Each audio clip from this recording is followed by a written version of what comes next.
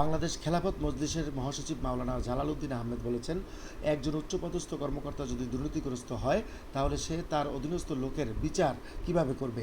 তাই সকল পেশার মানুষকে অনিয়ম দুর্নীতি থেকে বেরিয়ে আসতে হবে। রাতে সংগঠনটির নারায়ণগঞ্জ জেলা শাখার উদ্যোগে ইফতার ও দোয়া মাহফিলে যোগ দিয়ে প্রধান অতিথির বক্তব্যে তিনি এসব কথা বলেন। এ সময় জেলার বিভিন্ন থানার সভাপতি, সাধারণ সম্পাদক, নেতাকর্মীদের উপস্থিতিতে মিলন মেলায় পরিণত হয় ইফতার পার্টি। বাংলাদেশ খেলাফত মজলিসের নারায়ণগঞ্জ জেলা শাখার সভাপতি মাওলানা ওবায়দুল কাদের নদভী কাশিমের সভাপতিত্বে ও সাধারণ সম্পাদক মাওলানা এমদাদুল্লাহ আড়াইহাজারীর সঞ্চালনায় বক্তব্য রাখেন যুগ্ম সম্পাদক মাওলানা শাহজাহান শিবলি, সাংগঠনিক সম্পাদক মাওলানা ফজলুল হক রহমানী ও নারায়ণগঞ্জ জেলা বিএনপির আহ্বায়ক অধ্যাপক মামুন মাহমুদ সহ আরও অনেকে বক্তব্য রাখেন। এ সময় বিশ্বের সকল মুসলমানদের জন্য দোয়া করা হয়।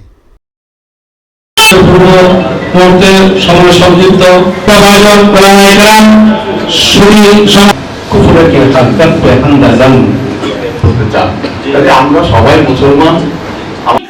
বাংলাদেশের মধ্যে খেলাফত প্রতিষ্ঠিত হলে তাহলে কখনো দর্শন দেখতে হতো না, দুর্নীতি দেখতে হতো না।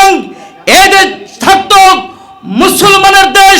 একজন উচ্চপদস্থ কর্মকর্তা যদি হয় দুর্নীতিবাজ হয়, তাহলে সে তার অধীনস্থ লোকদের বিচার কিভাবে করবে?